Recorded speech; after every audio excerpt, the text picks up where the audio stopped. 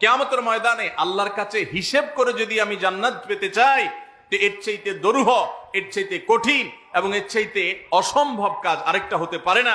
কারণ আমি যত নেক আমল করেছি, এর ভিতরে বহু ত্রুটি রয়েছে, বহু বিচ্যুতি রয়েছে। আমি আল্লাহর কাছে বহু ইস্তেগফার করেছি, কোনটা অ্যাকসেপ্ট হয়েছে কোনটা হয়নি আমি জানি না। এজন্য আল্লাহর কাছে একজন ইমানদারের চাওয়া হবে, আল্লাহ যেন আমাকে বলেন যে বান্দা কোনো হিসাব নিকাশ নাই, যাও তোমাকে দিয়ে দিলাম জান্নাত বিনা হিসাবে। একটা আমল করতে হবে, বলবো সে আমলটার নাম হলো সবর। সে আমলটার নাম কি ভাই? সবর। ইন্নামা ইউওয়াফাস সাবিরুনা আজরাহুম বিগাইরি হিসাব। আল্লাহ বলেছেন ধৈর্যশীলদের বিনিময়ে আল্লাহ তাআলা কোনো হিসাব দিয়ে দিবেন না, বলবেন বিনা হিসাবে।